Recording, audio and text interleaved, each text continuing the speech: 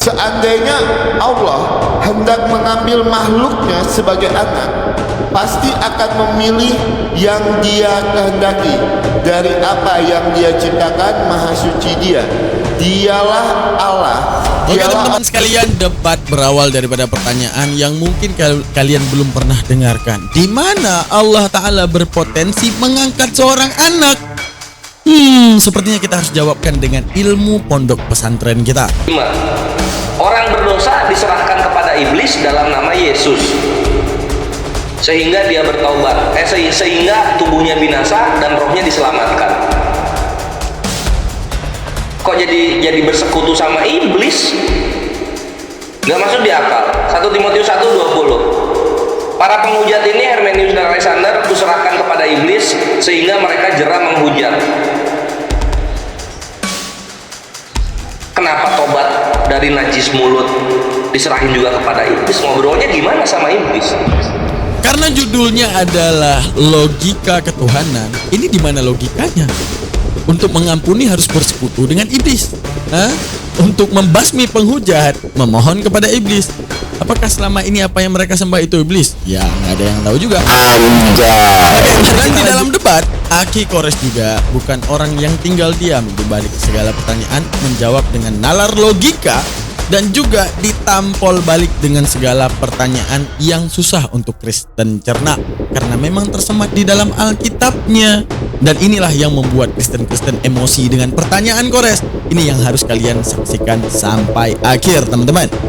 Dan juga jangan pernah skip ilmu agamanya, karena rugi dong Bang Daman 18 tahun di pondok kalau tidak bisa mensuarakan dan mengajarkan step by step memahami Al-Quran. Simak sampai habis penjelasan nalar logika daripada Al-Quran dan segala ilmu Al-Quran, bila perlu dicatat agar kemudian kalian tercerahkan.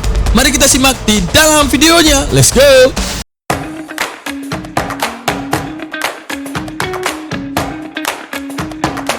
Satu lagi, pengajaran yang masuk akal ini mudah dicerna oleh manusia.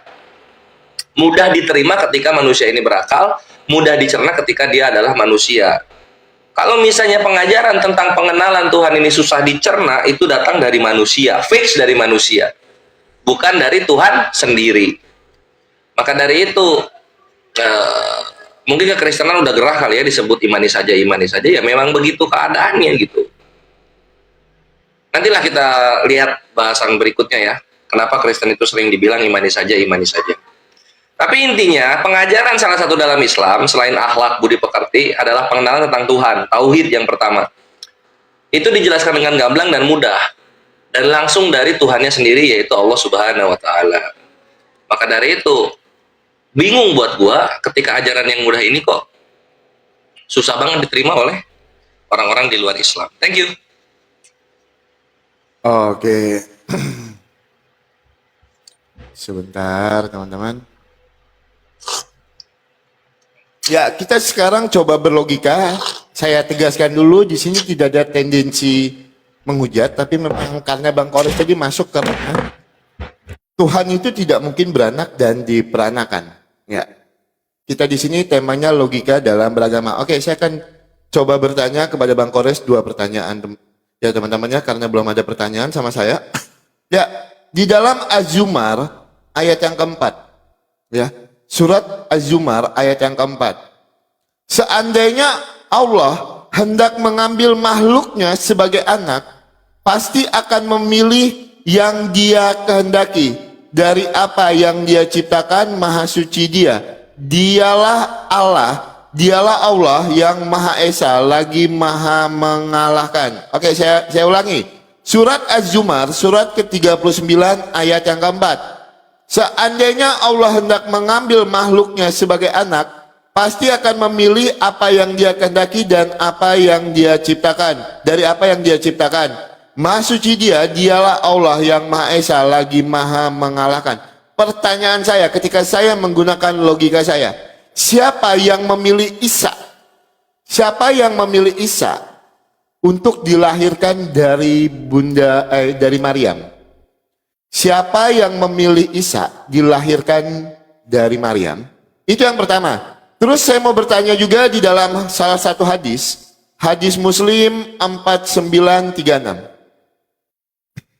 Ya.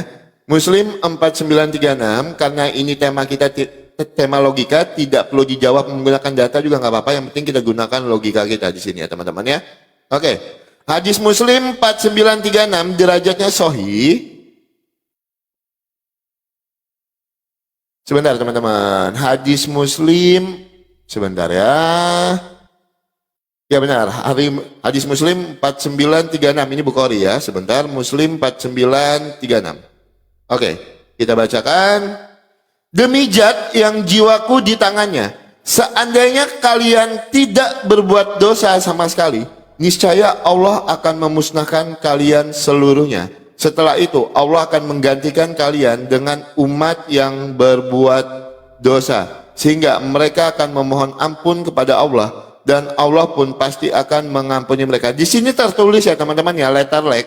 Seandainya kalian tidak berbuat dosa sama sekali, niscaya Allah akan memusnahkan kalian. Pertanyaan saya kepada Bang Kores, manusia ini diciptakan untuk berbuat dosa apa tidak? Karena apa? Kalau manusia ini tidak berbuat dosa, maka akan dimusnahkan.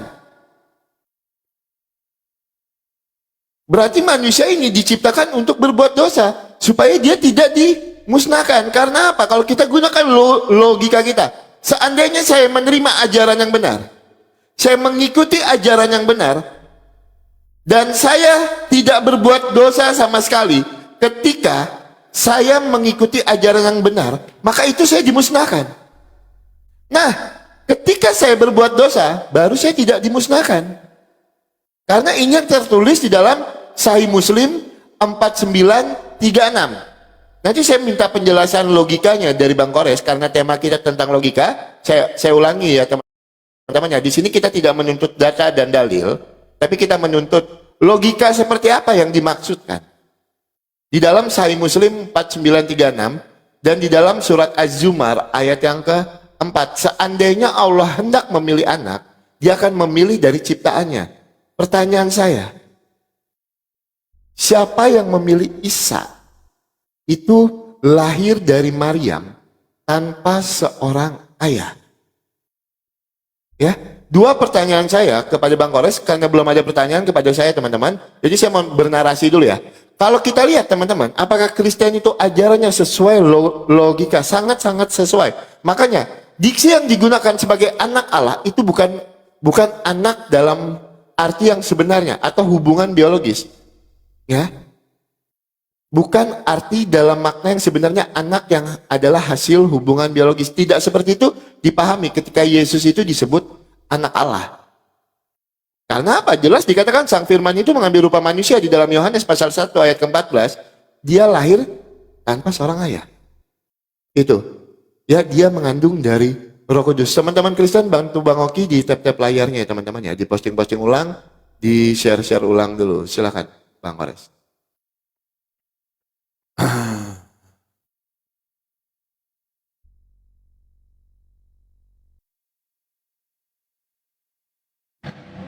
Mana?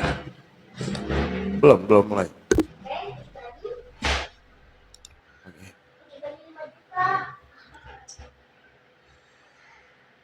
Ya, jadi dua pertanyaan Nokia. Pertama, siapa yang memilih Nabi Isa dilahirkan? Itu udah pasti Allah Subhanahu wa taala. Bisa dilihat di surah Maryam 19-22 dan juga surah An-Nisa 171 gitu. Maksudnya tuh mau kemana ya? Maksudnya tuh karena memilih Nabi Isa dilahirkan di Maryam, maka Tuhan ini adalah bapaknya begitu. Yang disebut bapak itu bapak apa? Bapak tiri, bapak kandung, bapak apa? Kayak gitu kan. Ini nanti yang yang ngejelasin ya. Bapak, maksudnya tuh mau dibikin bapaknya tuh gimana gitu. Apakah semua ciptaan ketika diciptakan disebut anak jadinya atau gimana? Nah, itu satu. Terus yang pertanyaan yang kedua adalah Muslim 4936. Di sini dikatakan bahwa apakah manusia itu diciptakan untuk berdosa kayak gitu ya? Enggak. Dalam surah Al-Baqarah ayat 30, manusia diciptakan untuk menjadi khalifah di bumi, yang mengelola bumi nantinya. Al-Baqarah ayat 30 itu udah ada jawabannya gitu. Dan juga Itu yang kedua. Terus yang pertama, manusia itu diciptakan bersamaan dengan jin untuk beribadah kepada Allah. Jadi 2 poin. Disuruh berdosa? Enggak. Karena berdosa itu bukanlah tujuan dari penciptaan. Berdosa itu adalah hasil dari kehendak bebas yang Allah ciptakan kepada manusia. Lalu maksudnya apa nih? Logikanya di mana nih? Allah akan mengganti kalian dengan umat yang pernah berdosa. Perhatikan, oke. Salah satu sifat Tuhan semesta alam adalah Maha Pengampun. Sifat Tuhan semesta alam yang Maha Pengampun ini aktif ketika apa?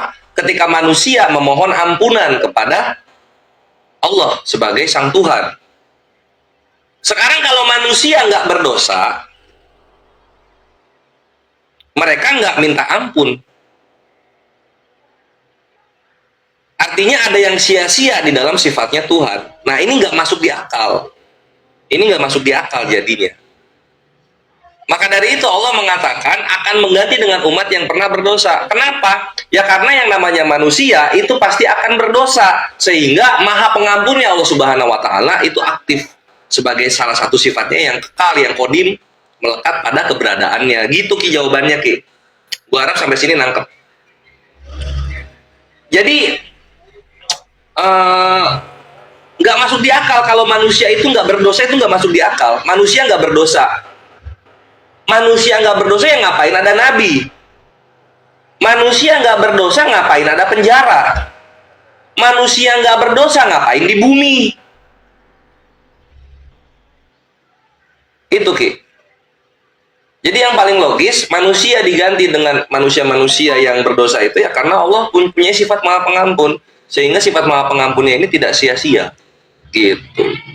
Sip, itu jawaban gua untuk 2 poin. Gua harap Oki bisa keep up dengan jawaban gua. Nggak nanya berulang-ulang. Berikutnya gua akan nanya ke Oki. Nah, Oki tadi ngebahas soal siapa Yesus itu bukan anak kandung ya.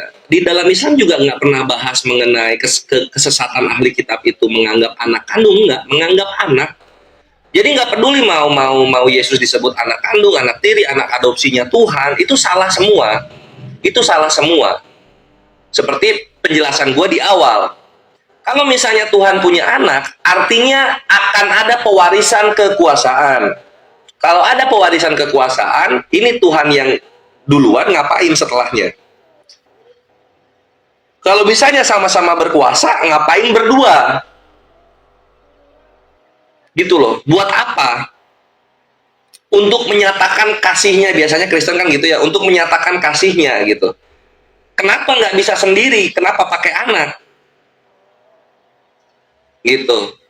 Nah, jadi pertanyaan gue buat Oki berikutnya, coba masuk di akal nggak Ki? Kasihilah Tuhanmu, masuk nggak di akal? Memang Tuhan kekurangan kasih. Ketika kita mengasihi Tuhan itu gimana maksudnya? Apa dia kesepian? Apa dia, maaf ya, mungkin depresi? Kenapa harus kita kasihi Tuhan? Itu pertama. Terus yang kedua, Amsal 21:18. Kenapa orang fasik dipakai sebagai tebusan orang benar? Yesus kan bukan orang fasik. Ini masuk akal nggak kira-kira? 2, silakan. Oke, teman-teman, sebentar ya. Silakan Bang Des. Belum ngerokok gue.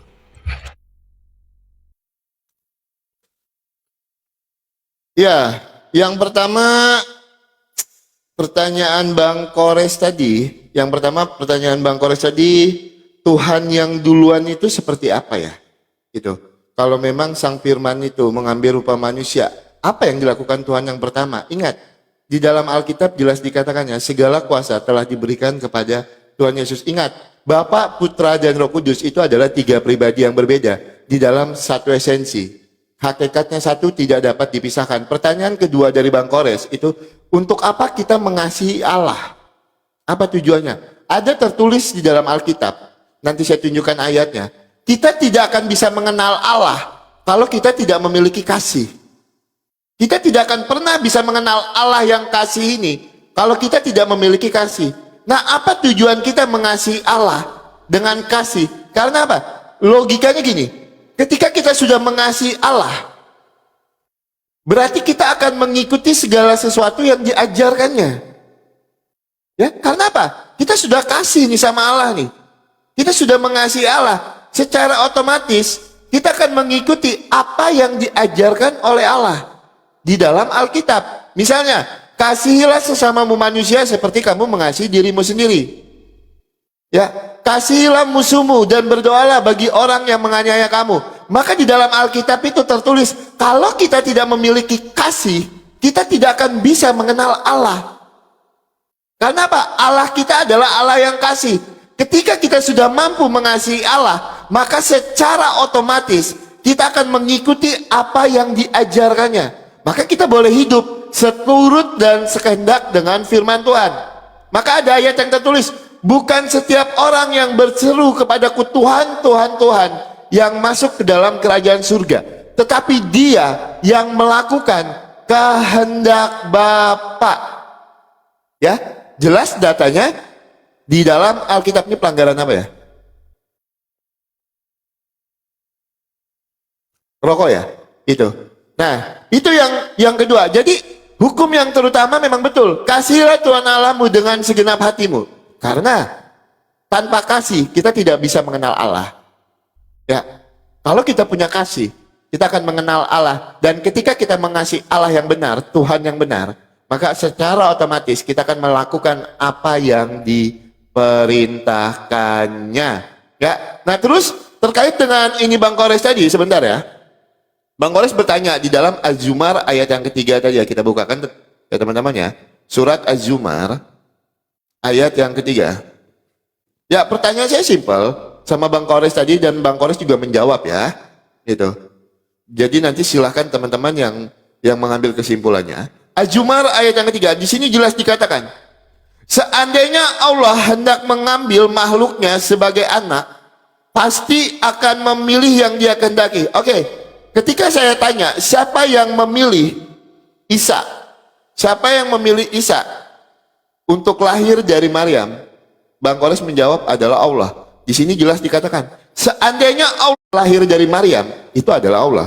Ya, itu yang pertama. Yang kedua, narasi Bang Kores tadi.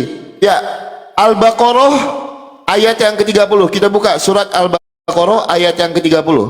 Manusia itu diciptakan bukan untuk berdosa, tetapi untuk menjadi khalifah. Kita buka di dalam Al-Baqarah ayat yang ke-30 ya teman-temannya, sebentar. Surat kedua ayat yang ke-30. Al-Baqarah 30. Kita baca ya teman-temannya. Al-Baqarah 30.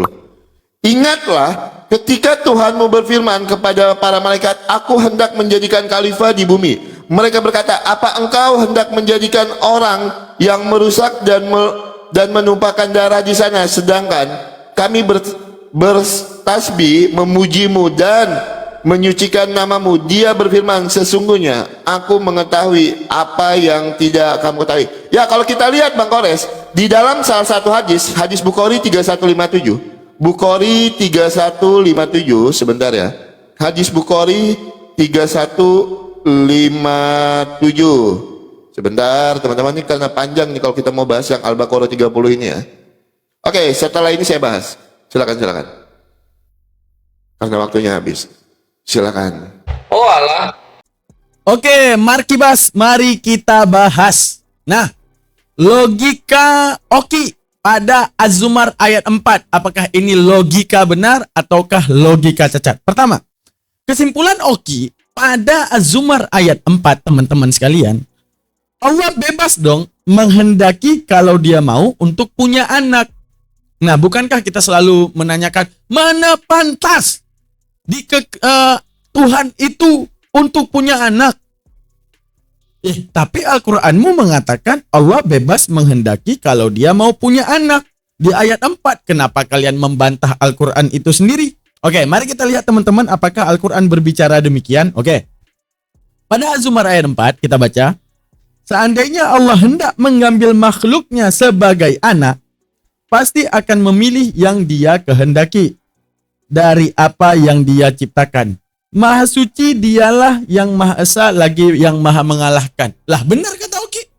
Ini kalau dia berkehendak. Artinya punya potensi kehendak Allah untuk punya anak. Nah, gimana ini teman-teman? Cara kita membantah logikanya Oki. Oke, logikanya Oki itu punya kecacatan. Cacat yang pertama dinamakan dengan cacat cherry picking. Ya, dalam logikal fallacy ada yang namanya cherry picking. Apa itu cherry picking? Ambil yang mendukung saja. Maksudnya bagaimana Bang Daman? Ambil yang mendukung saja? Oke. Kalau kita bilang seandainya Allah hendak mengambil makhluknya sebagai anak, berarti Tuhan punya potensi kepada punya anak. Bagaimana dengan ayat setelahnya? Ayat setelahnya, ayat Maryam 35. Bukankah juga Al-Quran? Di mana Allah menafikan sendiri. Tidak patut bagi Allah mempunyai anak. Maha suci Dia, apabila hendak menetapkan sesuatu, Dia hanya berkata, jadilah. Di sini Allah mengatakan, ketidaklayakan Allah punya anak. Maka logika Oki akan sangat tertolak karena hanya mengambil ayat ini saja. Perumpamaan potensional Allah punya anak. Menunjukkan ini narasi yang umum. Mungkin iya Allah mau mengambil anak, mungkin tidak. Dari mana kita mengetahui mungkin iyanya? Daripada ayat pendukung. Dari mana kita akan tahu kemungkinan tidaknya? Daripada ayat pendukung. Nah, sedangkan ayat pendukungnya semuanya berbicara tentang tidak mungkin Allah punya anak. Lam yalid wa lam yulad. Untuk menunjukkan apa? Ayat ini hanya sebagai perumpamaan saja. Nah, ayat ini hanya sebagai perumpamaan saja dan tidak berlaku, teman-teman sekalian. Oke, tepuk tangan. Oke. Yang kedua, teman-teman. Logika cacat yang dilakukan oleh Oki adalah bertahan dalam kebodohan tersebut. Kenapa saya mengatakan seperti itu? Saya tanya, Al-Quran itu bahasa Arabnya apa translate-nya? Yang bahasa Arabnya. Artinya, punya kewajiban daripada Oki untuk mempelajari bahasa aslinya. Agar kita tahu maksudnya. Karena translate hanya bisa menampung sebahagian kecil, bahkan paling kecil daripada makna daripada Al-Quran tersebut. Mau bukti? Oke, mari kita jelaskan bahwa ayat tersebut merupakan ayat yang tidak berbicara seperti yang Oki katakan bahwa Allah bebas untuk menghendaki punya anak ataupun tidak punya anak. Oke, mari kita bahas. Coba kita lihat di ayat tersebut ada kata-kata lau. Ya, coba diperhatikan di ayat sini. Diperhatikan di ayat sini ada kata lau. Nah, kata lau ini kalau dalam bahasa Arab, perhatikan teman-teman. Kata lau ini, ini lau. Lau dalam bahasa Arab ini adalah dinamakan dengan kalimat syarat.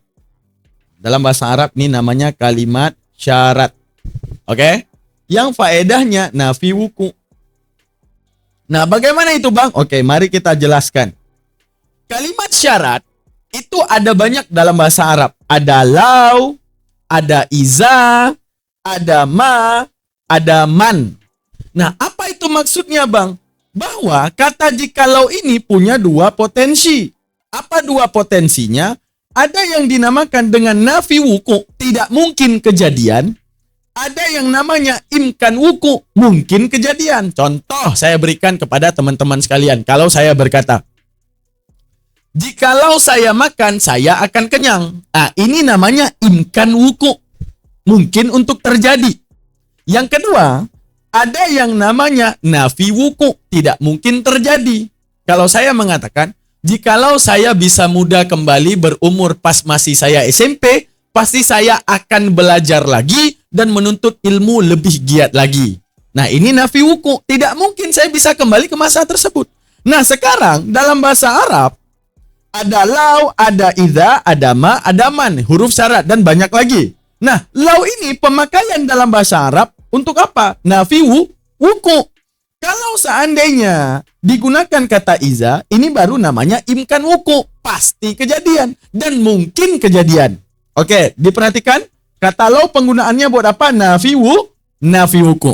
Artinya Allah ingin menjelaskan bahwa hal ini tidak akan mungkin kejadian. Lalu timbullah pertanyaan. Jadi untuk apa, Bang, disebutkan kalau nggak mungkin kejadian? Nah, faedah daripada suratan makna, artinya Allah mengatakan di sini dulu kita bahas bahwa tidak mungkin, ya, karena kita tahu itu nafi wuku, tidak mungkin jikalau Allah itu merencanakan akan mengambil anak. Nah, karena apa? Launya itu adalah kalimat syarat. Nah, fungsinya apa, Bang? Fungsinya, kalau seandainya tinjauan makna, imkan wuku dan nafi wuku mempunyai tinjauan makna, kalau disebutkan imkan wuku, tinjauannya suratan ataupun tekstual. Kalau nafi wuku, tinjauannya makna adalah makna siratan. Dengan memahami ini, kita akan lebih bisa memenuhi maksud daripada Al-Quran. Nah, mana kita berikan contoh imkan wuku yang sifatnya tekstual. Saya ngomong, jikalau aku makan, aku pasti kenyang. Ini literlek. Benar, makan, kenyang. Sifat informasinya. Nah, kalau nafi wuku, ini sifatnya siratan makna. Artinya, bukan makna yang tertulis yang harus kita pahami, tapi makna siratan ataupun makna indikasi. Mana contoh saya bilang? Jikalau aku, wahai pacarku, wahai istriku, bisa memetik bintang, aku akan memetik bintang dan memberikan kepadamu. Karena aku begitu cinta kamu, apapun akan kuwujudkan. Maka akan kupetik bintang dan bahkan kusediakan matahari tepat di hadapanmu untuk menunjukkan cintaku. Nah, apakah kita harus meninjau tekstualnya? Tidak. Kalau meninjau tekstualnya, tidak mungkin kejadian. Orang bisa memetik bintang. Tapi yang harus kita tinjau siratan maknanya. Bahwa seseorang tersebut sedang memberitahukan seberapa cinta dia kepada istrinya dengan segala upayanya mencintai istri tersebut dengan makna siratan tersebut. Sampai di sini paham? Nah, artinya Allah di dalam ayat di sini sedang memberikan siratan kepada makna kita.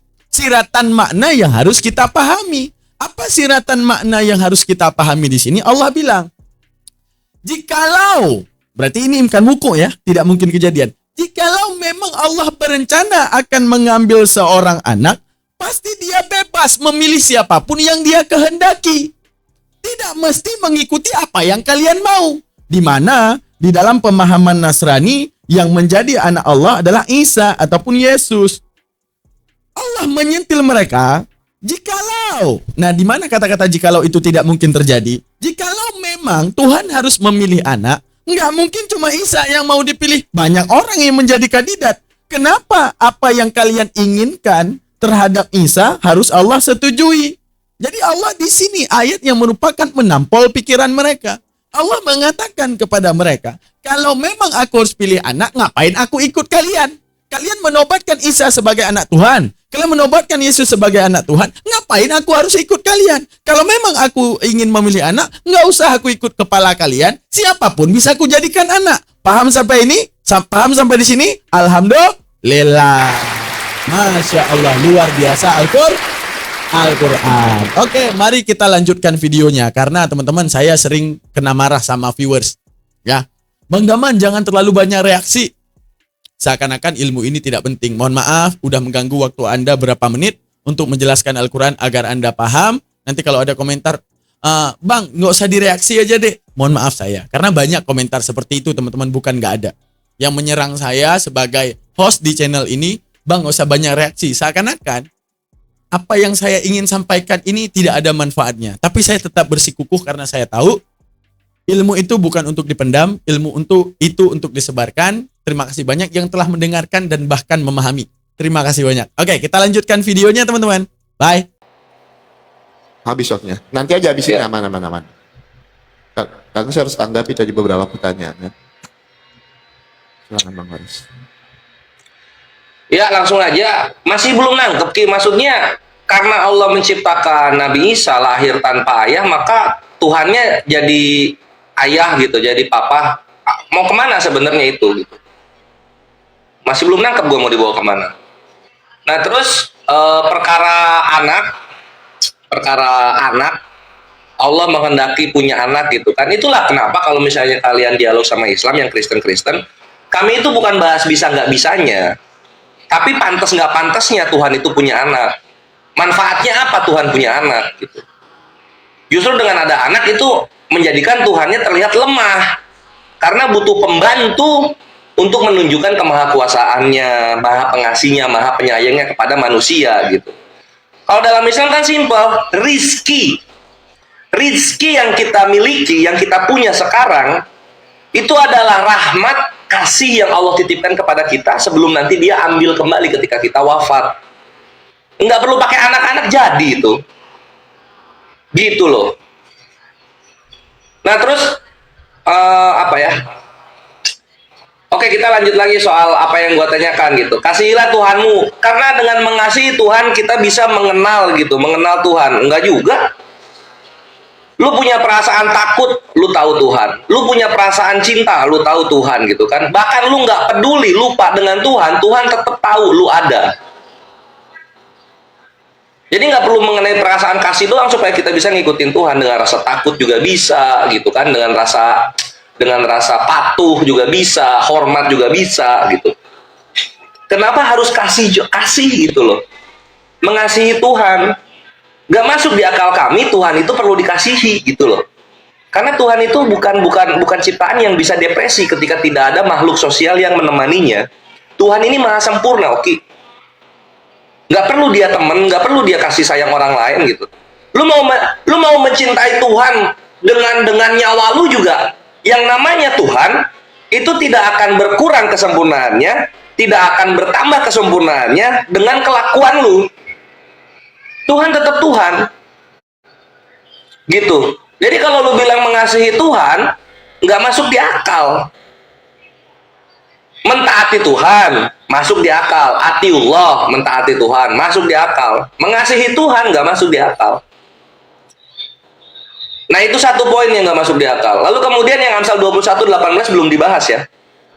Mengenai dalam Kristen, tebusan dosa itu Yesus. Tapi di Amsal ini tebusan dosa itu orang fasik. Kenapa bentrok gitu? Ini nggak masuk di akal kami. Ini gue tambah lagi satu lagi. Lalu kemudian nggak masuk di akal itu mengenai Yesus orang Israel. Sejak kapan orang Israel namanya Yesus? Itu juga nggak masuk di akal gue. Terus kalau misalnya dilihat 1 Timotius 5 nomor 5. Orang berdosa diserahkan kepada iblis dalam nama Yesus. Sehingga dia bertobat. Sehingga tubuhnya binasa dan rohnya diselamatkan. Kok jadi bersekutu sama iblis? Nggak masuk di akal. 1 Timotius 1:20. Para penghujat ini, Hermenius dan Alexander, kuserahkan kepada iblis, sehingga mereka jera menghujat. Kenapa tobat dari najis mulut diserahin juga kepada iblis? Ngobrolnya gimana sama iblis? Banyak sih. Ada lagi misalnya contoh, Tuhan menjadi manusia diimani oleh orang Kristen. Tapi ketika mengabarkan Injil, ini Tuhan yang menjadi manusia, nyuruh manusia lagi. Kenapa nggak dia aja keliling gitu loh, keliling dunia? Kenapa malah nyuruh manusia lagi?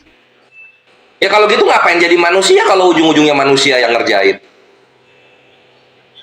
Terus dosa waris, dosa asal atau dosa Adam. Adam berdosa. Kenapa penebusannya zaman Yohanes? Kenapa jauh sekali jaraknya?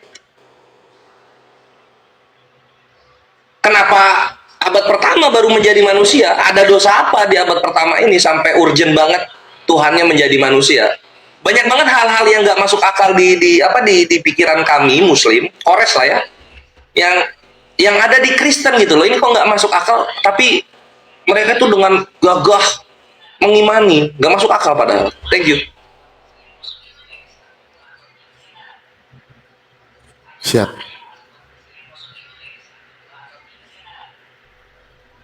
Silakan Bang Kores. Oke. Ya, aku mau tanggapi dulu Amsal 21 ayat 18 ya teman-teman ya. Kita bacakan dulu, kita bukakan datanya. Amsal 21 ayat 18. Ini jadi biar tidak ini ya.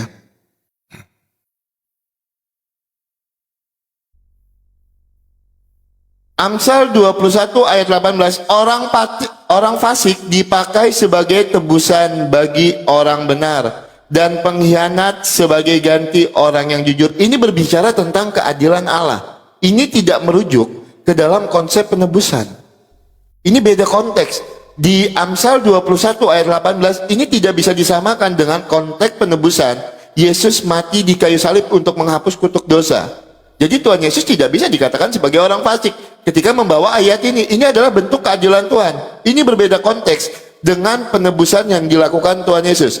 Itu yang pertama. Ya, yang kedua, kita gunakan logika sederhana kita. Kenapa Tuhan Yesus itu baru datang? Ingat, bangsa Israel itu menanti-nantikan Sang Mesias itu. Ya, Sang Firman yang mengambil rupa manusia di dalam Yohanes pasal 1 ayat ke-14, maka Tuhan Yesus itu datang. Ya, ketika segala nubuatan itu digenapi dengan kedatangan Tuhan Yesus, misalnya Mika pasal 5 ayat yang kedua itu digenapi. Ya, di dalam Yesaya 53 itu digenapi semua. Itu alasannya kenapa baru datangnya di abad pertama. Nah, kalau Bang Kores bertanya seperti itu, yang saya tanya juga, kalau memang Islam itu sudah ada sejak semula, kalau memang Allah itu sudah ada sejak semula, kenapa Al-Quran itu baru muncul di abad ke-7 di Jazirah Arab? Itu kan itu pertanyaan yang sama. Kalau memang Tuhan itu sudah ada sejak semula dan semua ini diciptakan yang tertulis di dalam An-Naml 91, sesungguhnya aku dalam kurung Nabi Muhammad hanya diperintahkan untuk menyembah Tuhan negeri Mekah. Kenapa Tuhan negeri Mekah ini baru menyatakannya melalui Al-Quran itu di abad ke-7 di Jazirah Arab? Sebelumnya ngapain?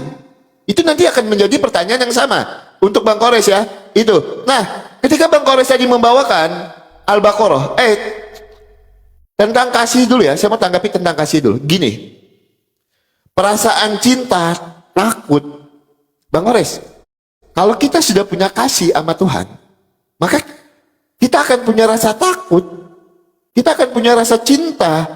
Seperti yang saya jelaskan tadi, hukum yang terutama itu adalah kasih. Ketika kita sudah mengasihi Tuhan, kita akan takut dengan Tuhan. Kita akan takut kalau kita tidak hidup seturut dan sekehendak dengan firman Tuhan. Jelas di dalam Alkitab. Itu data ini sangat-sangat jelas di dalam Alkitab. Bahkan dikatakan kalau kita tidak memiliki kasih, kita tidak akan mengenal Allah. Tetapi ketika kita sudah mengenal Allah, kita sudah memiliki kasih, maka kita akan hidup seturut dan sekehendak dengan firman Tuhan. Maka ada yang namanya rasa cinta, maka ada yang namanya takut akan Tuhan. Itu sangat-sangat logis, ya, sangat-sangat masuk ke logika kita. Itu tentang kasih. Nah, tentang Al-Baqarah ayat yang ke-30, Bang Kores harus ingat, Bang Kores, ya, di dalam salah satu hadis Bukhari 3157, ketika Nabi Adam berdebat dengan Nabi Musa, Nabi Adam berkata, kenapa engkau menyalahkan aku atas sesuatu yang telah ditakdirkan terhadapku bahkan sebelum aku diciptakan? Itu bahkan sebelum diciptakan, Bang Kores, Adam itu sudah ditetapkan untuk berdosa. Hadis Bukhari 3157 menyatakan itu. Saya tidak memelintir. Itu ya. Nah, yang jadi pertanyaannya, kalau tidak berbuat dosa itu dimusnahkan.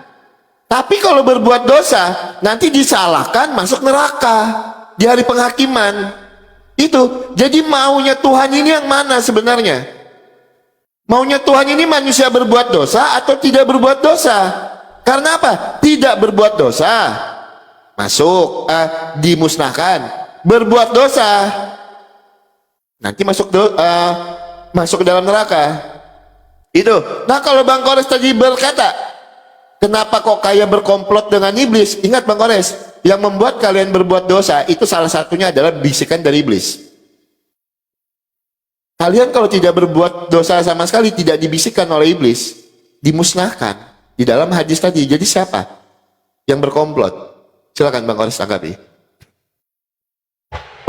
Cepat ya.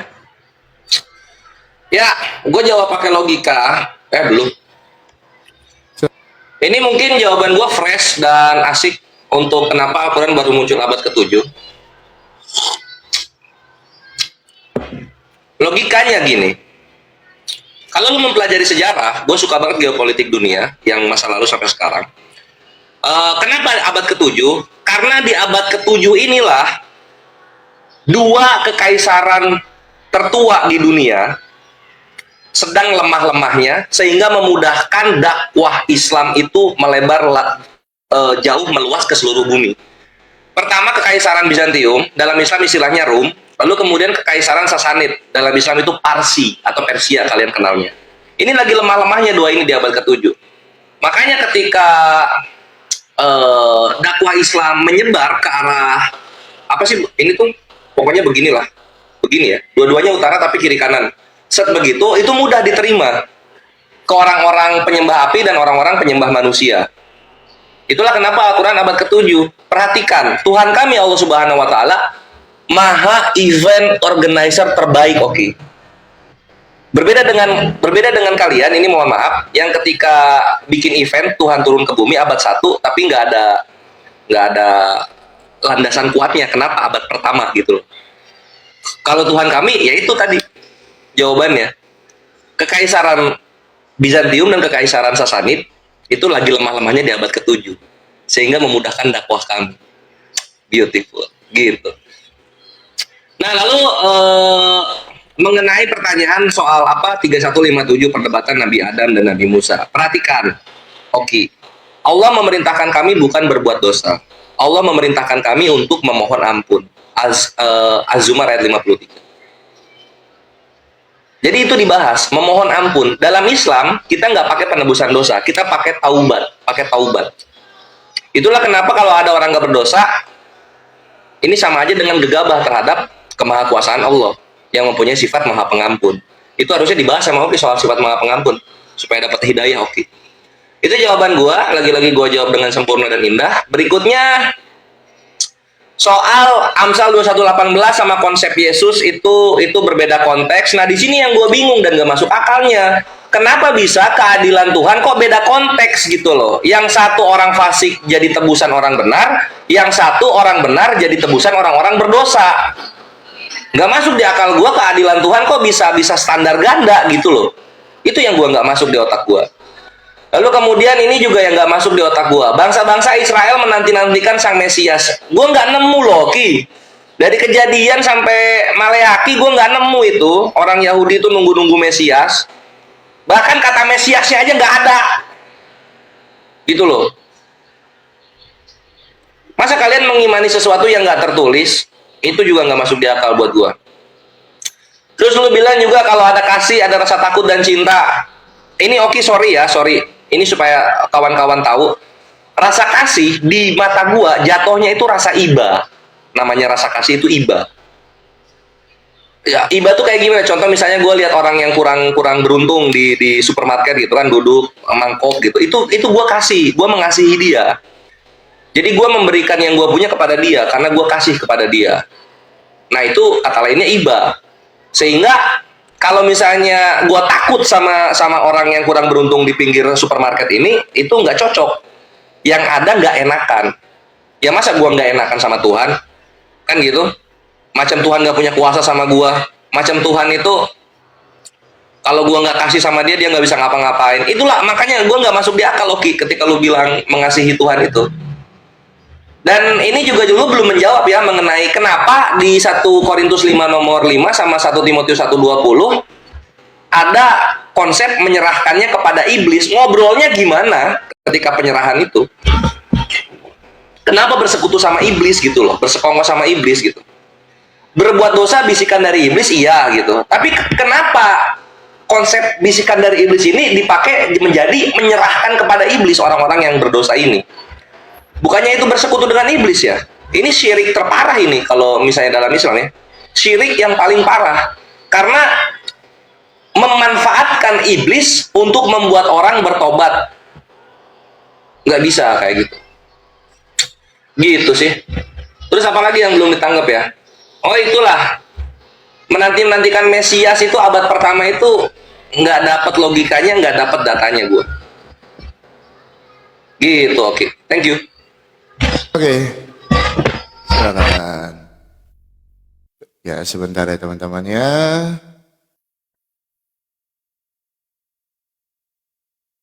Ya, belum mulai ya? Oke, ya kalau kita lihat Bang Kores, di mana bangsa-bangsa itu menantikan seorang Mesias. Mika pasal 5 ayat yang ke-1, 2 Samuel 7 ayat 12 sampai dengan 13, mereka menantikan sang Mesias itu. Dijawab kontan ya Bang Kores ya. Itu yang pertama. Yang kedua, Bang Kores tentang masalah diserahkan kepada iblis. Ingat, yang diserahkan itu adalah tubuhnya. Agar apa? Agar rohnya itu diselamatkan Tuhan Yesus. Yang mati itu kebinasaannya. Yang binasa itu tubuhnya, tetapi rohnya akan diselamatkan kepada Tuhan. Itu. Makanya, Bang Kores, di dalam iman Kristen, orang-orang yang mati di dalam kebinasaan, ia mengikuti apa yang diajarkan iblis. Itu. Dia mengikuti iblis. Makanya kalau kita lihat neraka itu diciptakan untuk iblis dan para pengikutnya. Ya. Neraka itu diciptakan untuk iblis dan para pengikutnya. Nah, terserah kalian maukah tubuh kalian itu diserahkan kepada iblis? Silahkan. Kalian mati di dalam kebinasaan, itu tergantung dalam pilihan kalian semua. Karena apa? Kalau kalian tidak menerima Yohanes pasal 14 ayat yang ke-6, akulah jalan dan kebenaran dan hidup. Tidak ada seorang pun dapat sampai kepada Bapa kalau tidak melalui aku. Itu yang kedua. Yang ketiga, masalah kasih. Berulang kali Bang Kores, kasih itu adalah hal terpenting di dalam kehidupan kita. Kita ini lahir sudah memiliki kasih di dalam diri kita. Ya, kita ini lahir sudah ada kasih di dalam diri kita. Tapi kasih ini kalau tidak kita asah, ini akan rusak. Yang pertama oleh faktor lingkungan, pergaulan. Itu orang jadi tidak memiliki kasih di dalam dirinya. Makanya di dalam iman Kristen, kasih itu adalah hukum yang terutama. Kita mengasihi Tuhan.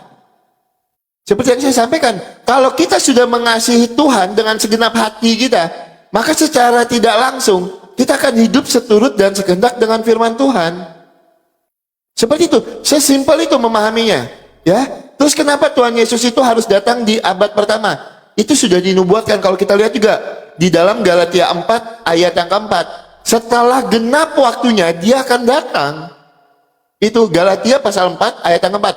Nah, terus ketika saya bertanya kepada Bang Kores tadi, kenapa Nabi Muhammad Al-Quran itu baru muncul di abad ke-7? Bang Kores tadi menjawab, ya, karena di abad ke-7 ini lagi lemah-lemahnya. Oh, berarti Bang Kores ingin mengatakan kalau Tuhan Bang Kores itu nggak maha kuasa, dia kalah. Karena dia datangnya pas lagi lemah-lemahnya nih, baru dia bisa masuk. Kalau lagi kuat, dia nggak bisa masuk gitu Bang Kores. Ya, seperti itu. Bang Kores ingin mengatakan seperti itu. Karena di abad ke-7 itu lagi lemah-lemahnya, dan pengajaran itu gampang masuk. Berarti Tuhan Bang Kores tidak maha kuasa. Kenapa? Dia mencari di saat lemah dan ajarannya bisa masuk. Tapi di saat lagi tidak lemah, ajarannya tidak bisa masuk. Berarti Bang Kores ingin mengatakan Tuhannya tidak kuasa. Itu yang pertama. Yang kedua, di dalam Islam tidak ada konsep penebusan dosa. Masa? Mari kita buka datanya. Ya, kalau Bang Kores mengatakan di dalam Islam tidak ada konsep penebusan dosa, mari kita bukakan datanya. Saya tunjukkan ya teman-temannya. Sebentar, kita coba tunjukkan, masih ada waktu ya. Kita tunjukkan dulu sebentar. Oke, hadis Muslim 4971. Derajatnya sahih, kita bacakan. Di hari kiamat kelak, sekelompok dari kaum muslimin akan datang membawa dosa mereka sebesar gunung. Lalu Allah mengampuni dosanya. Kemudian dibebankannya kepada orang-orang Yahudi dan Nasrani. Gimana ini? Ya, Muslim 4969. Muslim 4969. Hadis Muslim 4969. Sebentar, kita tunjukkan datanya dulu. Hadis Muslim 4969. Ya. Rasulullah telah bersabda, pada hari kiamat kelak Allah Subhanahu wa taala akan menyerahkan seorang Yahudi ataupun seorang Nasrani kepada setiap orang muslimin. Kemudian Allah Subhanahu wa taala akan berkata, "Inilah penebusmu dari siksa api neraka." Jedor, selamat datang di kebenaran. Dibantah dengan data. Ya, data Bang Kores sendiri yang membantahnya kalau memang di Islam itu tidak ada penebusan dosa. Itu hadis Bang Kores sendiri yang membantah itu. Ternyata ada penebusan dosa di dalam iman Bang Kores. Oke, Allah memerintahkan, habis waktunya.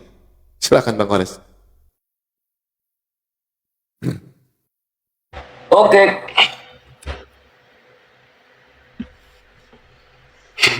Cik, udah mulai ya? Oh belum. Belum Bang. Belum. Ya. Si Oki itu bukan selamat datang di kebenaran, Oki. Itu jebakan Batman kalau lu bawa hadis Muslim 4969. Karena itu penggenapan dari Amsal 21:18. Yahudi dan Nasrani itu orang fasik yang nanti dipakai sebagai penebus. Gitu loh. Nah, kontradisinya sama keadilan Tuhan yang lu bilang Yesus ini. Yesus keadilan Tuhan, tapi dia bukan orang fasik. Lah, di hadis Muslim 4969, di Amsal 21:18, Yahudi, Nasrani, dan orang fasik. Jadi penebus orang benar. Tapi kenapa Kristen kok konsepnya malah Yesusnya yang orang baik, jadi penebus orang berdosa? Itu gue nggak masuk di akal. Itu gue nggak dimasuk di akal gitu loh. Beda konteks lah, keadilan Tuhan kok bisa beda konteks? Bukannya kekal ya? Namanya keadilan Tuhan. Kalau dari awal A ya A terus gitu. Ini asalnya A, tiba-tiba jadi A tangan kuadrat minus 321 gitu. Itu nggak masuk di akal ketika kontradiksi begitu. Thank you hadis Muslimnya. Lalu kemudian Oki bawa terus dibilang Tuhan kami lemah gitu karena datang waktu dua kekaisaran ini lemah-lemahnya. Bukan itu, bre. Takutnya nanti kayak Amalek dibantai sampai anak-anak, kambing-kambing dan buah-buahan. Takutnya kayak begitu gitu loh. Makanya datang ketika lagi lemah-lemahnya sehingga apa? Tidak membuat korban jiwa manusia banyak. Taulah cerita Amalek kayak gimana Ki dibantainya, kan gitu. Makanya harus Oki ketahui dalam Islam konsep untuk masuk Islam itu bukan dipilih dari sebelum dunia dijadikan, tapi dari pembuktian diri, dari keberserahan diri kita kepada kebenaran Islam. Maka dari itu, balik lagi, Allah Subhanahu wa Ta'ala adalah maha event organizer terbaik. Sebaik-baiknya event organizer itu Allah gitu. Karena tahu momen yang paling tepat, yang baik untuk manusia itu kapan, sehingga pertumpahan darah itu tidak seperti Amalek. Ingat Amalek, Oki, ingat.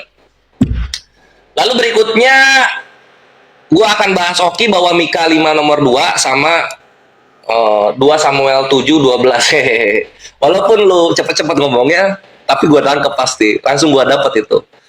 Dan inilah kenapa kalau bawa dalil bacain supaya ketahuan gitu loh. Ke-expose jadinya kan. Lu bilang di sini Yahudi menanti-nanti Mesias. Ini gue baca ya Mika 5 nomor 1. Tetapi engkau, hai Betlehem Efratah, hai yang terkecil di antara kaum-kaum Yehuda, daripadamu akan bangkit bagiku seorang yang akan memerintah Israel, yang permulaannya sudah sejak purbakala, sejak dahulu kala. Di mana Yahudinya menunggu? Ini Tuhannya ngomong. Tuhannya ngomong akan ada yang lahir di kaum Yehuda, gitu kan. Dan ini juga nggak ada tertulis Mesias akan lahir. Lu bilang Yahudi menanti-nanti Mesias. Di mana itu? Bukti sejarahnya Yahudi menanti-nanti Mesias itu apa? Ini kan Tuhannya berfirman. Apa Tuhannya orang Yahudi ini maksudnya? Tuhannya ini menampakkan diri sebagai orang Yahudi? Kan bukan gitu. Ini juga sama, 2 Samuel 7:12. Apabila umurmu sudah genap, engkau telah mendapat perhentian bersama-sama dengan nenek moyangmu, maka aku membangkitkan keturunanmu yang kemudian anak kandungmu dan aku akan mengokohkan kerajaannya. Lagi-lagi ini firman Tuhan, bukan testimoni orang Israel mengatakan dia menanti Mesias. Gitu loh. Dan ini Tuhannya aja nggak ngomong ini soal Mesias atau gimana-gimana. Itulah gue bilang di perjanjian lama, nggak ketemu lu Mesias. Kecuali lu mau lari ke Talmud. Jadi kalau soal Mesias, Yesus itu menggenapi Talmud sebenarnya, bukan perjanjian lama atau tanahnya Yahudi. Ini ilmu buat lu. Terus dia bahas lagi soal yang diserahkan adalah tubuhnya. Terserah, oke. Mau diserahkan itu gagasannya, pakaiannya, hartanya kepada iblis. Lu lihat, ini iblis. Dalam Islam, iblis ini musuh yang nyata. Ngapain lu bersekutu sama musuh? Gimana ngobrolnya ini ketika menyerahkan badannya? Nggak masuk di akal gua lu bersekutu sama iblis supaya orang ini masuk surga. Atau supaya orang ini jerah menghujat gitu. Ini iblis, bre. Kenapa nggak lu serahkan kepada Tuhan gitu loh? Tuhan kan maha pengasih katanya. Kasih katanya Tuhan. Kenapa diserahinnya kepada iblis? Ini membingungkan bagi kami. Belum tadi konsep apa? Dosa ada abad zaman Adam, penebusan zaman Yohanes. Zaman Yohanes dosa apa yang dilakukan oleh Yahudi? Bersetubuh sama ibunya. Nggak kuat alasannya untuk turun ke dunia itu, nggak kuat-kuat amat. Berikut turun juga, Yahudi nanti Mesias yang mengeluarkan mereka dari penjajahan. Datang Mesias menghapus dosa. Dari mana konsepnya Mesias menghapus dosa? Nggak masuk di akal. Gitu, thank you. Oke, Bang Kores, sebentar ya. Kita mulai dulu teman-teman. Ya. Mika 5 ayat 1 itu adalah nubuatan tentang Mesias yang akan ditunggu. Di mana sih digenapinya? Di mana untuk memperjelas ayatnya kita bacakan ya teman-teman ya, sebentar kita jawab di dalam Yohanes pasal 4 ayat yang ke-25. Jawab perempuan itu kepadanya, "Aku tahu bahwa Mesias yang akan datang yang disebut juga Kristus selamat datang." Ya. Yohanes pasal 4 ayat yang ke-25. Jawab perempuan itu kepadanya, "Aku tahu bahwa Mesias akan datang." Ini yang dinanti-nantikan, yang disebut juga Kristus. Apabila ia datang, ia akan memberitakan segala sesuatu kepada kami. Inilah Mesias yang dinanti-nantikan Bang Kores, yang disebut Kristus. Alkitab menjawab Alkitab. Keren ya, memang Alkitab itu sempurna teman-teman. Maka banggalah kalian sebagai orang Kristen, kalian punya Alkitab yang sempurna. Ya teman-teman ya, Yohanes pasal 4 ayat yang ke-25. Nah, berbicara tentang keadilan Tuhan, ingat, kenapa Tuhan Yesus itu harus mati di kayu salib? Ya, yang diselamatkan ini adalah manusia yang diciptakan menurut gambar dan rupa Allah di dalam Kejadian pasal 1 ayat yang ke-26. Bahkan hampir sama dengan Allah, Mazmur 8 ayat yang ke-6. Maka yang menyelamatkan harus manusia. Maka dari itu sang firman itu mengambil rupa manusia di dalam Yohanes pasal 1 ayat 14. Tapi dengan catatan, manusia itu tidak berdosa. Siapa satu-satunya manusia yang tidak berdosa? Itu adalah Yesus Kristus yang adalah Tuhan dan Juru Selamat. Maka dia mati di dalam 1 Korintus 1 ayat ke-18 dengan darahnya yang mahal. Dia menghapus kutuk dosa itu. Jelas datanya di dalam Alkitab, Bang Kores. Ya. Kenapa sang firman itu harus mengambil rupa manusia? Kenapa Tuhan Yesus itu mati di kayu salib untuk menghapus kutuk dosa? Terus Bang Kores bertanya, kenapa harus datangnya di zaman Yohanes? Galatia 4 ayat yang keempat, ketika tiba waktunya akan tepat. Galatia pasal 4 ayat yang keempat jelas menjawabnya Bang Kores. Karena waktunya sudah tepat untuk sang Kristus ini datang ke dunia. Ya, Galatia pasal 4 ayat yang keempat. Telah tiba saatnya. Itu. Nah, Bang Kores tadi bilang, kenapa datangnya itu di abad ke-7? Takutnya nanti kayak bangsa Amalek. Bang Kores lupa peristiwa Nuh. Itu seluruhnya kena. Iya Bang Kores ya. Peristiwa Nuh itu lebih parah Bang Kores. Itu seluruhnya kena. Kalau memang itu alasan dari Bang Kores, lah terus seperti apa peristiwa Nuh? Seluruhnya kan kena. Seluruhnya kena itu. Apa aja yang nggak kena? Ayo, ya. Itu nanti silakan Bang Kores tanggapi. Terus Bang Kores aja mengatakan, terima kasih Ki untuk membawakan hadis Muslim 4971. Itu adalah nubuatan. Bang Kores, kami tidak menubuatkan nabi dari tanah Arab. Ya, kami tidak pernah menubuatkan hadis. Itu tidak pernah kami menubuatkan. Kami tidak mengenal. Ya, Bang Kores ya mohon maaf tidak ada tendensi untuk menghujat, tapi kami memang tidak mengenal. Nah, ketika Bang Kores membenarkan hadis Muslim 4971, berarti Bang Kores ingin mengatakan di dalam iman Bang Kores ada penebusan dosa. Bang Kores harus akui itu. Berarti narasi Bang Kores tadi salah kalau Bang Kores mengatakan di dalam Islam itu tidak ada penebusan dosa. Tapi setelah saya tunjukkan ternyata ada penebusan dosa di dalam iman Bang Kores, berarti narasi Bang Kores sudah buyar. Itu. Bang Kores sudah tidak bisa mempertahankan narasi Bang Kores lagi. Karena apa? Saya sudah bantah melalui hadis dan Bang Kores membenarkan itu.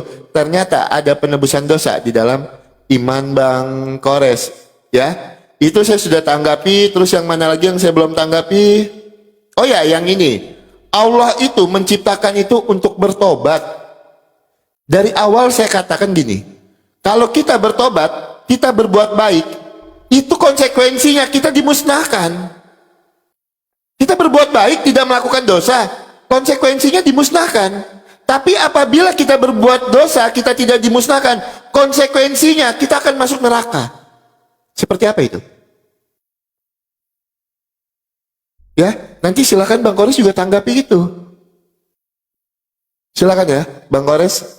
Itu oke, karena Bang Kores ambil 5 menit lagi, setelah itu saya 10 menit, setelah itu Bang Kores lagi 5 menit. Silakan. Bang Kores.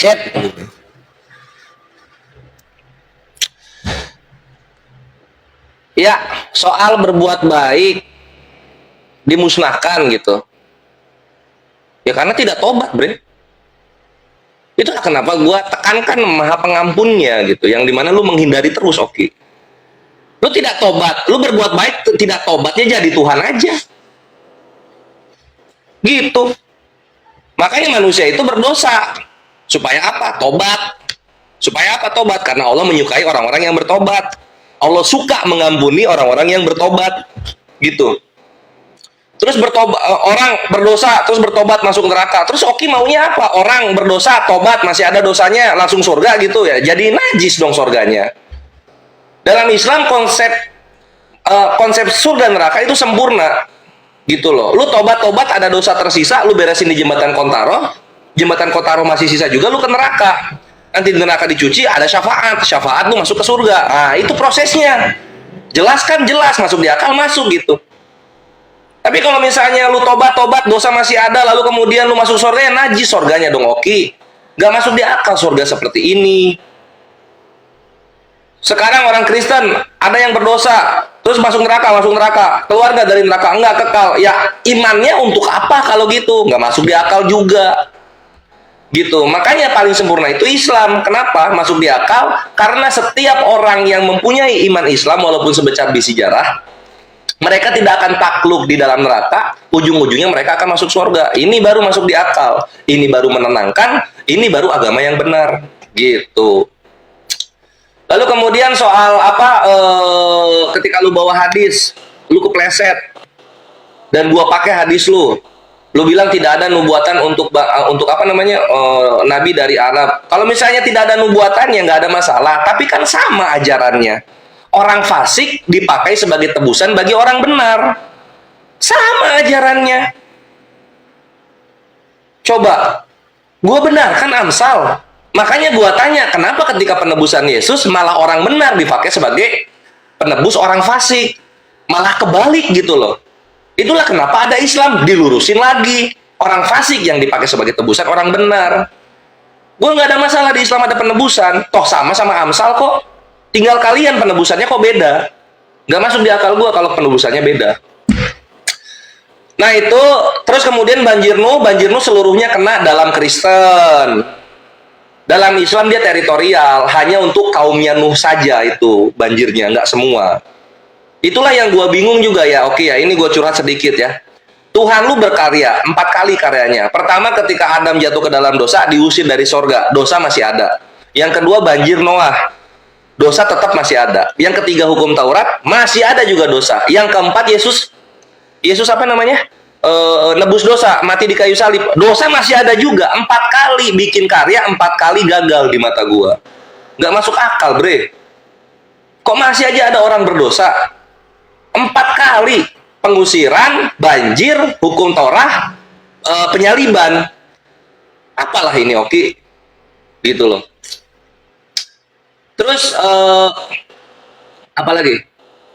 Nubuatan tentang Mesias digenapin di Yohanes. Oke, ngerti nggak sih? Yang namanya nubuatan ada perkaranya dulu gitu loh di masa lalu. Ketika lu bilang Mesias dinanti-nantikan oleh orang Yahudi, di mana perjanjian lama Yahudi menanti-nantikan Mesias? Kan nggak ada. Tiba-tiba di perjanjian baru inilah Mesias yang dinantikan. Nggak nyambung, terputus ceritanya jadinya. Ini nggak masuk di akal. Gitu loh. Harusnya ada dulu Yahudi itu starving, begging, craving gitu ya, pengen banget Mesias ada di perjanjian lama itu gitu, baru nanti di perjanjian baru digenapin. Ini kan nggak ada Yahudi nanti Mesias, apalah itu Mesias gitu loh. Dan gue lihat di Yahudi yang aslinya juga nggak ada, mereka nunggu Mesias. Jadi Mesias itu konsep siapa sebenarnya? Terus gitu. Terus berikutnya, menyelamatkan harus manusia. Oke, harus manusia. Yang berdosa manusia apa? Manusia dari bumi, daging. Yang nyelamatin siapa? Manusia dari sorga, tidak dari daging, tidak ada dosanya. Yang nggak nyambung. Nggak nyambung, oke. Galatia 4 genapnya di situ. Oke, genapnya di Galatia 4 menjelaskan genap. Ada apa di zaman waktu itu tuh, ada apa? Sampai penggenapannya harus di situ gitu loh. Nggak beres, cuma ngasih dalil. Ini kan pakai logika. Jelaskan dengan logika ada apa. Sebagaimana gue jelaskan kekaisaran Rum sama kekaisaran Sasanid. Gitu loh, Bre. Silakan. Berarti gue 10 menit ya Bang Kores ya? Iya. Oh iya, udah 14.18. 1 jam doang ya. Nggak kerasa, Bre. Silakan. Nggak kerasa. Nanti kita lanjut kalau ada waktu. Oke. Iya, teman-teman, yang pertama saya mau tanggapi dulu. Tuhan itu berkarya 4 kali dan semuanya gagal menurut Bang Kores. Itu kan menurut Bang Kores gagal, ya kan? Itu. Tapi Bang Kores, dengan kematian Tuhan Yesus di kayu salib, Tuhan Yesus mengubah kutuk itu menjadi berkat. Ya. Dengan cara apa? Setiap orang yang menerima Tuhan Yesus sebagai jalan dan kebenaran dan hidup, maka dia akan diselamatkan. Dia tidak akan mati di dalam kebinasaan. Tetapi dia beroleh hidup yang kekal. Ya, jangan Bang Kores bilang karya Allah itu gagal. Ingat, kami manusia diciptakan ini bukan untuk tunduk patuh seperti itu, enggak. Kami punya yang namanya free will, kehendak bebas. Sudah jelas-jelas Tuhan Yesus mengatakan, akulah jalan dan kebenaran dan hidup. Malah ikut di dalam 2 Petrus pasal 2 ayat yang ketiga. Hidup berdasarkan hawa nafsunya, yang tertulis, yang judulnya adalah ajaran nabi-nabi dan guru palsu. Nah itu pilihan, itu free will.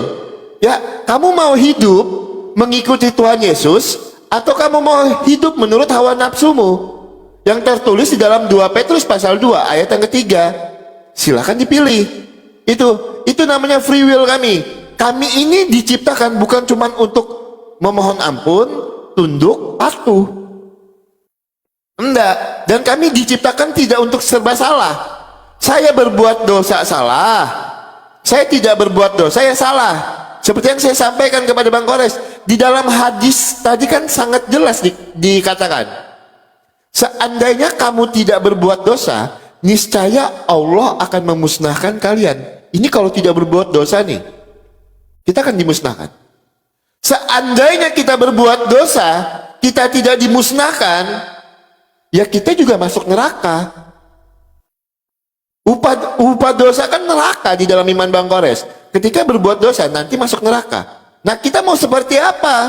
Berbuat dosa ya masuk neraka, tidak berbuat dosa ya kita dimusnahkan. Maka tugas kita menurut Bang Kores tadi ya cuman memohon ampun, memohon ampun, memohon ampun, dan memohon ampun. Seperti itu aja.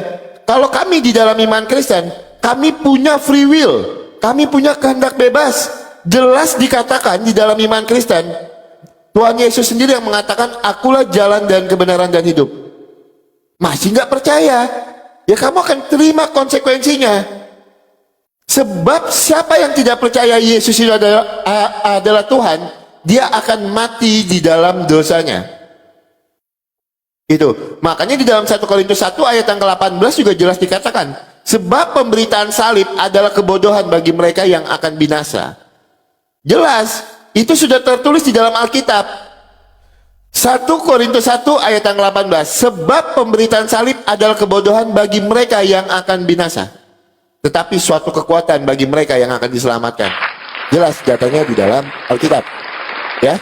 Terus yang ketiga, enggak masuk akal kalau daging ditebus dengan daging yang datang dari surga. Yang enggak masuk akal itu menurut saya Bang Kores, yang tidak masuk akal itu dikorbankan kepada Yahudi dan Nasrani. Itu yang bawa dosa sebesar gunung siapa? Itu Yang bawa dosa nih sebesar gunung siapa nih di dalam hadis Muslim? Ya kan? Yang bawa dosa sebesar gunung siapa? Kok dibebankan kepada Yahudi dan Nasrani? Di mana letak keadilan Tuhan? Di mana? Itu tidak logik untuk saya. Kalau memang semua manusia ini diciptakan, oke, kita anggap Yahudi dan Nasrani ini adalah orang-orang yang tersesat. Jangan dilupakan, An-Nahl 93, dia menyesatkan siapa yang dia kehendaki dan memberi petunjuk kepada siapa yang dia kehendaki berdasarkan kesiapannya untuk menerima petunjuk. Ayo, itu gimana? Nanti silakan Bang Kores tanggapi ya. Yang masuk kalau menurut Bang Kores nggak masuk akal daging itu ditebus oleh daging yang datang dari sorga. Apakah masuk akal? Yang bawa dosa sebesar gunung siapa? Dibebankan kepada Yahudi dan Nasrani. Itu masuk akalnya di mana nanti? Logikanya di mana? Itu ya. Itu yang ke berapa itu aku udah ngomong ya. Masih banyak yang aku tanggapi tapi kita masih punya waktu 5 menit lagi ya teman-teman ya. Ini closing statement kita. Saya tidak akan menambahkan data dan dalil. Saya cuma merangkum apa yang menjadi narasinya. Ya. Oke, saya tidak akan menambahkan lagi data dan dalilnya teman-teman ya. Karena saya sudah catat semua. Sebentar. Ya, teman-teman jadi jelas ya teman-teman ya. Ajaran mana yang logika? Ketika tadi ada yang mengatakan kalau Kristen itu bersekutu dengan iblis segala. Ingat, di dalam iman Kristen, Tuhan kami itu tidak pernah. Tuhan kami tidak pernah menciptakan iblis. Iblis itu adalah malaikat Tuhan yang karena kesombongannya dia jatuh ke dalam dosa. Tapi kami tidak pernah bersekutu dengan iblis. Kenapa kami katakan? Tidak pernah tertulis di dalam iman Kristen, di dalam aliran darah kami. Ini ada jin. Tidak pernah. Tidak pernah di dalam iman Kristen, setan itu disiapkan kasur. Tidak pernah. Bahkan kalau kita lihat di dalam Al-Hijr 39, yang adalah perkataan iblis, ya iblis berkata, Tuhanku karena engkau telah menyesatkanku. Jelas di dalam Al-Hijr 39. Ya, jadi kami orang Kristen, kami tidak pernah bersekutu dengan iblis di dalam iman Kristen. Itu tanggapannya. Terus yang ke mana tuh? Yang kedua, yang penting ini teman-teman. Yang penting masalah kasih. Ya, masalah kasih itu sangat-sangat penting di dalam iman Kristen dan ini saya harus bahas di closing statement saya. Hukum yang terutama, kasihilah Tuhan Allahmu dengan segenap hatimu, dengan segenap jiwamu, dan dengan segenap akal budimu. Ini menjadi landasan yang dasar di dalam kehidupan kita bermasyarakat. Ya. Ini adalah landasan yang sangat-sangat kuat. Ketika kita sudah memiliki kasih di dalam kehidupan kita, kita sudah mampu mengasihi Tuhan, secara tidak langsung akan ada rasa cinta itu. Akan ada rasa takut itu. Kita takut menyakiti hati pasangan kita. Oh, kalau saya menyakiti hati istri saya, Tuhan Yesus sudah mengajarkan di dalam Alkitab, kasihilah istrimu sebagaimana Kristus mengasihi jemaatnya. Itu. Jadi hal yang terpenting itu adalah kasih di dalam iman Kristen.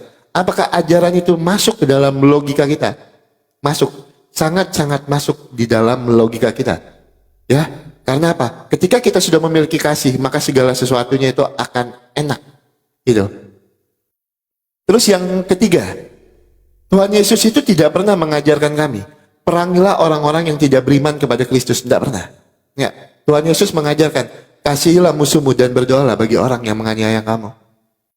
Kasihilah sesama manusia seperti kamu mengasihi dirimu sendiri. Jadi ajaran Kristen itu sangat-sangat masuk di dalam logika. Ya. Terus juga yang keempat, buat teman-teman semua, kenapa Kristus itu datang di abad pertama pada zaman Yohanes?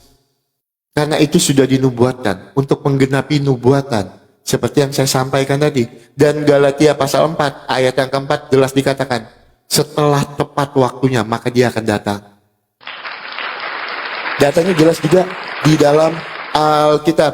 Nah terus teman-teman, apalagi yang kita mau tanggapi ya teman-temannya. Oh ya, saya harus tanggapi ini. Terakhir, ketika Bang Kores tadi mengatakan kalau orang fasik itu tebusan kalau orang baik itu tebusan bagi orang fasik ya, itu ajarannya sama. Saya katakan Bang Kores, ajaran kita jauh berbeda. Tuhan Yesus mengajarkan kami kasih. Sedangkan Bang Kores tadi mengatakan tidak penting kasih kepada Tuhan itu. Ya, itu berbeda. Yang pertama. Yang kedua, kami tidak pernah diajarkan di dalam Alkitab kami seperti yang tertulis di dalam An-Naml 91. Sesungguhnya Nabi Muhammad hanya diperintahkan untuk menyembah Tuhan negeri Mekah. Kami tidak pernah diperintahkan juga, Bang Kores, mencium rukun Yamani dan rukun Aswad menghapus dosa sehabis-habisnya. Diajarkan ya, bukan diperintahkan ya. Itu bukan suatu perintah ya, mencium rukun Yamani dan rukun Aswad menghapus dosa sehabis-habisnya. Ya, kami tidak pernah diajarkan seperti itu, Bang Kores. Ya, dan ketika kami beribadah, Tuhan Yesus itu tidak pernah melihat gerakan kami, ritual kami. Tetapi yang Tuhan Yesus lihat itu adalah hati kami. Jadi ajarannya berbeda. An-Nisa 157, ia tidak disalibkan melainkan diserupakan. Di dalam Matius pasal 27 ayat 27 sampai dengan 31, Tuhan Yesus disalibkan. Itu ceritanya berbeda. Jauh-jauh berbeda. Ya Bang Kores ya. Di dalam iman Kristen kami percaya konsep Tritunggal, Bapa, Putra dan Roh Kudus, 3 pribadi yang berbeda di dalam satu esensi. Hakikatnya satu, tidak dapat dipisahkan. Sedangkan di dalam iman Bang Kores, Tuhan itu satu tok. Gitu. Ya, itu kita udah berbeda nih. Bang Kores tidak mengerti apa yang menjadi konsep dari Tritunggal itu. Ya, jadi ajarannya jauh berbeda. Jangan disama-samakan antara ajaran Kristen dengan ajaran Bang Kores. Mohon maaf sebelumnya ya. Tidak ada tendensi untuk menghujat, tapi ini semua kebenaran fakta yang saya sampaikan ya. Saya harus berbicara menggunakan data dan dalil. Silakan Bang Kores, closing statement. Siap. Thank you, oke. Mantap. Closing sekarang ya, kawan-kawan. Ya. Sebentar ya teman-teman ya. Mana Ki? Sebentar, belum muncul Bang Kores. Udah muncul belum di situ? Ya udah, nih. Sebentar. Di gua ada tanda ulang. Oh, pencet. Oke, siap. Oke, sip ya kawan-kawan, ini closing statement Oki pegangan. Oki, yang sama itu Yahudi sama Islam mengenai orang fasik dipakai sebagai tebusan untuk orang benar gitu. Sama lo ya beda. Kalau lo itu orang benar jadi tebusan orang fasik gitu. Yesusnya itu gitu loh. Makanya tadi ngomong panjang lebar tapi nggak nyambung dengan apa yang gua bahas gitu. Terus soal daging juga. Maksud gua gini, Oki. Manusia baru dari sorga sama manusia yang dari bumi. Jelasin dulu alasannya apa, baru komparasi nggak masuk akalnya gimana. Kalau lu langsung komparasi kan jadinya nggak menjawab gitu. Itu sayang banget itu. Terus jangan bilang free will, Oki. Efesus 1 nomor 4, kalian itu udah dipilih sebelum dunia dijadikan. Nggak ada free will di sana. Nah, sekarang soal berbuat dosa masuk neraka, tidak berbuat dosa dimusnahkan gitu. Pilih yang mana? Ya pilih ikhtiar, minta pengampunan sama Allah. Itulah yang dari tadi lu hindari, kata tobat dan sifat Allah yang maha pengampun. Lu hindari untuk membahas itu gitu. Karena memang skaknya di situ. Dan berikut, kalau Islam masuk neraka aja, oke. Iman kita itu membuat kita tidak takut sama neraka. Kita takut sama Allah semata. Takutnya sama Allah kita. Masuk neraka aja lah. Gitu. Dan ini closing statement dari gua. Perhatikan, oke, perbedaan Islam dan Kristen. Islam, orang-orang tertindas diberikan hak untuk mendapatkan kembali yang menjadi miliknya. Itu Islam. Gitu. Kami tidak mengasihi musuh, kami mengadili musuh untuk mengembalikan apa yang mereka ambil dari korban-korbannya. Itu yang kalian nggak punya dan kita punya. Itulah kenapa Islam itu diminati oleh orang-orang yang tertindas. Karena hukum Allah Subhanahu wa Ta'ala melindungi hak mereka. Itu yang kalian nggak punya. Selamat datang di kebenaran. Lalu, dibebankan kepada Yahudi dan Nasrani dosa-dosa muslim segede gunung, itu ganjaran untuk orang-orang yang menolak kebenaran dari Allah. Pantas. Percuma lu berbuat baik sesama manusia, tapi kepada hukum Tuhan lu tidak berbuat baik. Percuma. Buat apa? Gitu. Kecuali orang-orang ateis di tempatnya Oki juga masuk surga, silahkan. Kalau di Islam enggak. Karena lu nggak mungkin lulus dari suatu universitas tanpa lu daftar ulang dulu di awal. Percuma. Lalu ajaran kita berbeda, oke, betul. Islam kan evaluator. Kita kan evaluator kita itu. Yang benar kita benarkan, yang salah kita luruskan gitu. Karena apa? Firman Tuhan kami itu langsung menjadi kitab suci. Kitab suci kami bukan testimoni orang-orang yang beda suku ya, maksudnya. Gitu. Dan lu tadi menjelaskan mengenai Tritunggal dan begini begitu, silahkan. Kami Islam, kami monoteis, Tuhan kita satu. Mutlak satu. Tuhan kita. Nggak pakai pribadi-pribadi, karena pribadi itu ciptaan, oke.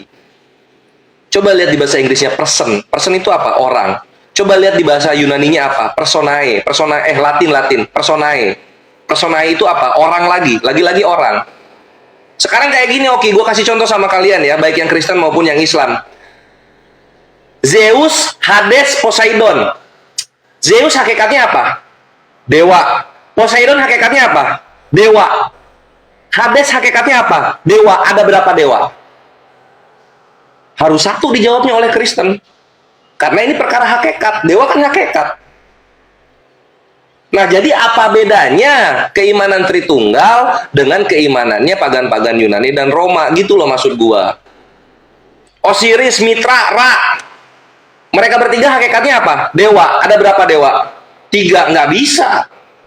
Kristen aja ada 3 pribadi bilang 1. Kenapa mereka harus 3? Kan gitu. Selamat datang di kebenaran lagi-lagi. Jadi ini semua nggak masuk di akal ke gua ketika Oki menjelaskan imannya gitu. Sedangkan di Islam itu mudah. Lu ajaran moral itu nanti dulu. Pengenalan Tuhan dulu yang pertama. Tuhannya benar, moralnya benar. Tuhan yang benar nggak mungkin mengajarkan bahwa menikah itu hanya boleh satu saja. Kenapa? Karena menikah hanya boleh satu saja. Ini adalah keimanannya orang-orang pagan penyembah dewa Jupiter. Sebelum Islam ada, sebelum Kristen ada gitu ya, sudah ada yang menuhankan satu pernikahan saja, nggak boleh ada 2 istri. Siapa mereka? Roma dan Yunani. Sedangkan Yahudi saja, bre, menikahnya poligami sesuai dengan aturan Islam. 4 bangsa pilihan hasil dari poligami, 4 istri, 2-nya budak. Itu baru ajaran yang benar, yang masuk akal, tidak pernah berubah, selalu sama dari awal sampai akhir. Thank you. Oke, Bang Kores, besok kalau ada Ya. waktu atau kapan ada tema yang kepikiran karena Bang Apa? Kores bernarasi tadi, Tuhan dan moral. Oh ya, oke, boleh. Sip. Ya, Ya udah besok aja atau enggak nanti malam. nanti malam tapi agak malam kalau Abang mau. Oh, lu dagang dulu ya. Gue dagang dulu. Kalau mau besok siang, jam-jam segini. Oh ya udah, kalau Nanti gitu WA besok lah, siang WA aja lah lah. insyaallah. Ya, Oke, sip. ya. Yo, thank you, oke waktunya ya. Oke, yuk Bang, yuk sampai Yuk. siang. Yuk. Selamat datang di kebenaran. Inilah